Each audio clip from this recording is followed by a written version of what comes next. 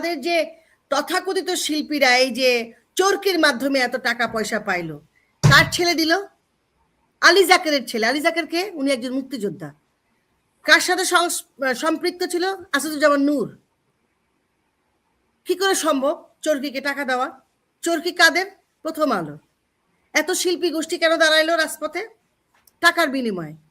প্রতি ঘন্টায় ঘন্টায় তারা টাকা পেয়েছে, শুনেছি। অবশ্যই পেয়েছে, ডলার পেয়েছে।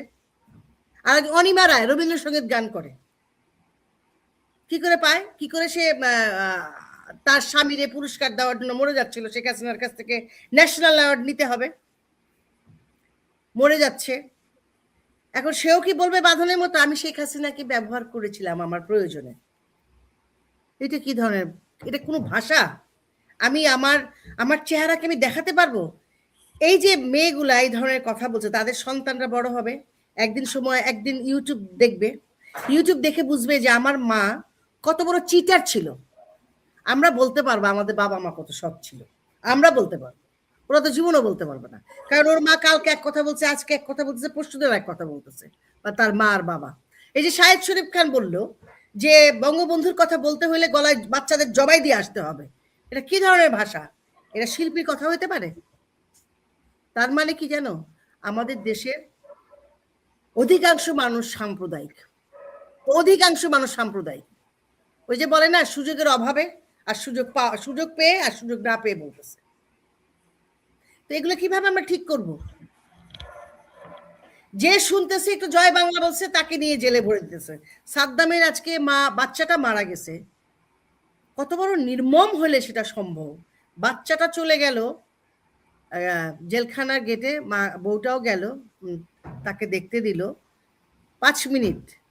আবার প্রাচীব, এখানে তাজিনের কথাও আসছিল, মনে আছে তাজিনের কথা?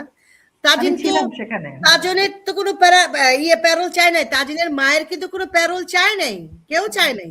বরঞ্চ তাজিন যখন আত্মহত্যা করলো, ওর মা তখন অবশ্যই কোনো কারণে হতে পারে জেলে গেছেন আন্টি, সেই সময় আন্টিকে দেখতে তাজিনকে নিয়ে গেছে, আরো কারা কারা ছিল আমি জানি না, অনেকেই ছিল অবশ্যই তার পাশে। সেই সময় যাওয়ার পরে তাকে 1 ঘন্টা সময় 1 ঘন্টার উপরে সময় দিয়েছে, এবং উনি কথা বলেছেন, মেয়েকে ছুঁয়েছেন, স্পর্শ করেছেন, কিন্তু আবার নেগেটিভ ওনাকে দেখা হয় নাই। আওয়ামী লীগের সময় এটা করে নাই। শেখ হাসিনা জেনেছেন কোনো অন্যায় কারোর সাথে হচ্ছে, শেখ হাসিনা জীবনেও কোনো মেয়ের অন্যায় মেনে নেয় নাই। নওশাবা একটা মেয়ের কথা মনে আছে? নওশাবা মনে আছে যে স্টুডেন্টদের ইয়ের সময়, এই দেখে যান 3 নম্বরে সবাই মারা যাচ্ছে, হ্যান যাচ্ছে। সেই মেয়ে যখন জেল হয়, শেখ হাসিনা আপাই কিন্তু সেই মেয়েকে জেল থেকে ছাড়িয়েছেন, অথচ সে কিন্তু ক্রাইম করেছে। এখন সে হচ্ছে সেন্সর বোর্ডের মেম্বার, সে not even in the film actress also. সে এখন খুব গুরুত্বপূর্ণ একটা জায়গায় চলে আসছে।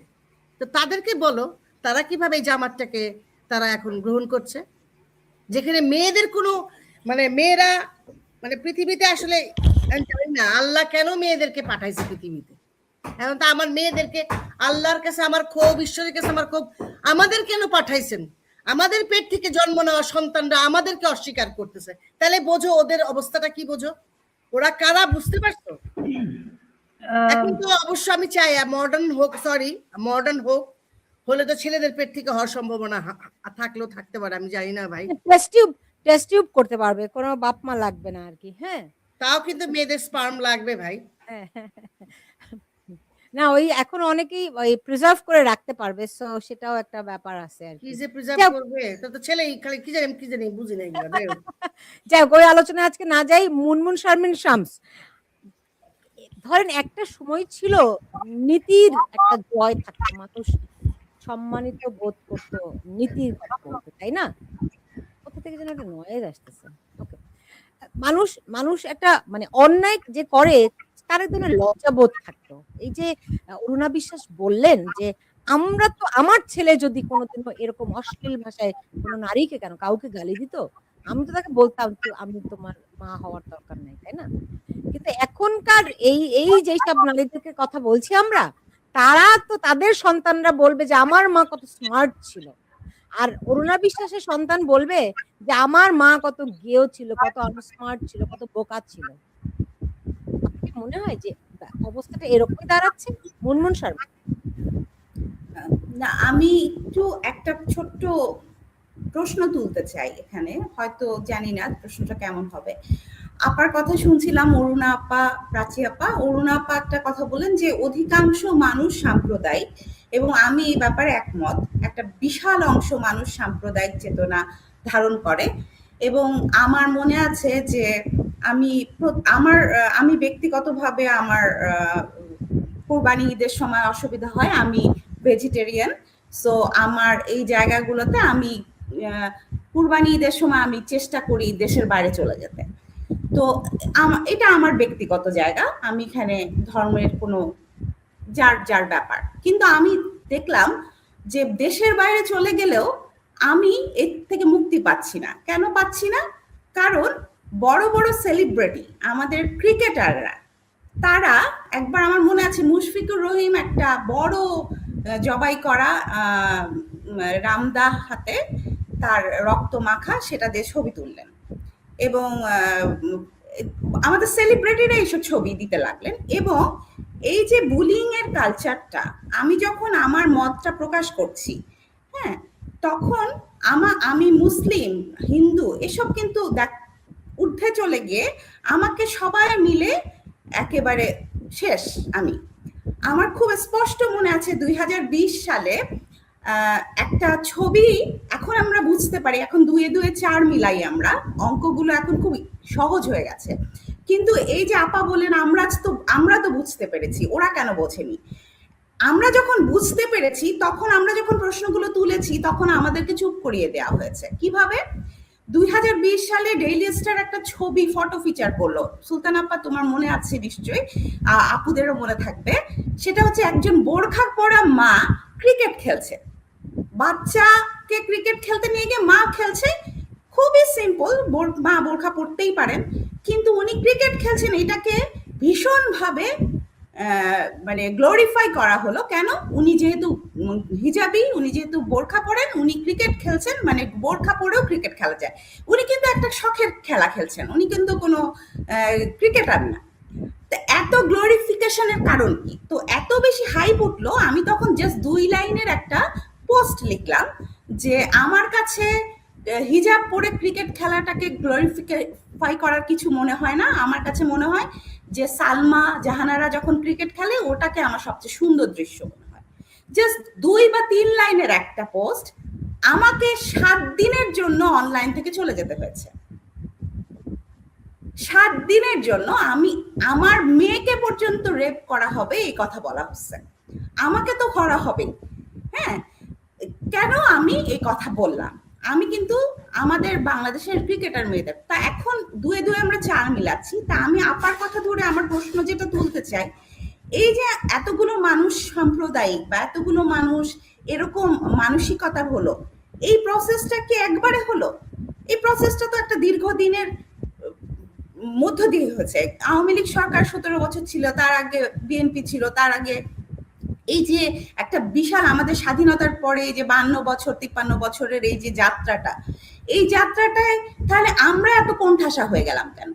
আমরা কেন আমাদের কথাগুলো বুঝাতে পারলাম? শারমিন, আমার মনে হয় আপনাকে এই জায়গাটা একটু আমি থামাই। আমরা কেন কোণঠাসা হয়ে গেলাম? আমরা বলতে আমিও এই আমরাদের মধ্যে বিলং করি। হ্যাঁ, আমার কাছে মনে হয় রোকেয়া প্রাচী, এটার উত্তরটা আপনি দিবেন আশা করি। সেটি হচ্ছে গিয়ে আমরা মনে করি, আচ্ছা আমরা যেহেতু একটু শিক্ষিত সেন্সিবল মনে করি আমরা আর কি, হ্যাঁ, তো সেই জায়গা থেকে এটুকু তো আমরা শিখেছি যে কারো পোশাক নিয়ে কথা বলতে নাই। পোশাক মানুষের ব্যক্তিগত স্বাধীনতা, কেউ হিজাব পরুক আর যা খুশি তাই পরুক, এটা তার ব্যক্তিগত চয়েস, তাই না? আমরা এটা রেসপেক্ট করি। কিন্তু আপনি দেখুন, এই যে শারমিন শামস যে জায়গাটায় প্রশ্ন তুলেছে যে যে আমরা কেন কোণঠাসা হলাম, এই যে আমাদের এই যে ফিলসফি যে পোশাক মানুষের ব্যক্তিগত পছন্দ, আমরা এটাকে রেসপেক্ট করি, তাই না? কিন্তু ওই যে হিজাবি, ওই যে নেকাবি, ওই যে ধর্মকে পুঁজি করে একটু সামান্য ক্রিকেট ব্যাট নিয়ে ব্যাট ধরেছে, তাকে গ্লোরিফাই করি যারা আমরা, আমাদের কি তারা গ্লোরিফাই করে? মানে আমরা এই যে পোশাকের স্বাধীনতা এইটা বলে আমরা তাদেরকে যে রেসপেক্টটা দেই, ওই হিজাবিরা ওরা কি আমাদেরকে কোনো সেই রেসপেক্ট দেয়? বরং তারা তো এসে ক্রমাগত আমাদেরকে নসিহত করে, তোমরা তো দোজকে যাবা, রাইট? এই জায়গাটা কি আপনারা কখনো ভাঙার চেষ্টা করেছেন? সুলতানা, অনেক ধন্যবাদ। মুনমুন এবং অরুণাদি যে কথাগুলো বলেছেন, আহ, তার সে কথাগুলো এক একটা প্রেক্ষাপটের কথা। কিন্তু একটা জিনিস খেয়াল করেন সুলতানা, এই হিজাব, অ্যাকচুয়ালি হিজাব, হিজাব শব্দটার সাথে বাঙালি সংস্কৃতির সংঘর্ষটা কোথায়, বা এই হিজাবটা মানে হিজাবটা কেন আসলো, বা হিজাবটাই কি আসল সমস্যা নাকি মাইন্ডসেটটা সমস্যা? এর সরি আপা, পেছনে আমি একটু আপনাকে ইন্টারাপ্ট করি। হিজাব অবশ্যই একটা অনেক বড় সমস্যা, না, কারণ আমি কিন্তু mindset এর আমি ভিতরে শেষ করি, বাহ্যিক বাহ্যিক আমি প্রতিফলন শেষ হিজাব। করি সুলতানা। আপনি আপনি যখন বললেন তাতে মনে হলো যে আমি হিজাবটাকে, আমি বলছি যে আমাদেরকে এই অ্যানালাইসিসটা যেতে হবে, সেজন্য আমি শব্দগুলো বলেছি। আপনি যখন প্রশ্ন করবেন তখন মনে হবে যে আমি বলছি হিজাবটা কি, হিজাবটার কোনো সমস্যা। আমি বলছি যে আমাদের আমাদের প্রেক্ষাপটটা গুলো বের করতে হবে যে সমস্যাটা কোথায়। সমস্যা কি শুধু হিজাব? সমস্যা কি বোরখা? সমস্যা কি আমাদের আধুনিকতা? সমস্যা কি হিজাবের পেছনের মানুষটা? নাকি সমস্যা হচ্ছে এই পুরো বিষয়টার পেছনে যে রাজনীতিটা করছে সেটা? এই জায়গায় প্রত্যেকটা জায়গাকে আলাদা করে আমাদের ভেঙে ভেঙে দেখতে হবে। আমরা টুকরো টুকরো করে যখন দেখব তখন আমরা আরো বেশি শক্তিহীন হয়ে পড়ব। আমাদের বাংলাদেশের ফ্যাশন জগতে এই হিজাবটা কেন ঢুকলো? কেন? আমরা তো প্রগতিশীল রাজনীতির মানুষজনই ছিলাম, আমরা তো মুক্তিযুদ্ধের পক্ষের মানুষজনই ছিলাম, আমরা আধুনিক মানুষরা, আপনি আমি, আমরাই তো ইন্ডাস্ট্রিতে কাজ করেছি। তাহলে হিজাবটা ঢুকলো কোথায়? আমাদের এই যখন যে শিল্পীরা আজকে অ্যাম্বাসেডর হয়েছে, এদের সাথে কাজ করছে, তারা তো হিজাব কখনো পরেনি, বরং তারা আমার আপনার চাইতেও 100 গুণ বেশি প্রগতিশীল, আধুনিক, অতি আধুনিক পোশাক আশাক পরেছে। তাই নয় কি?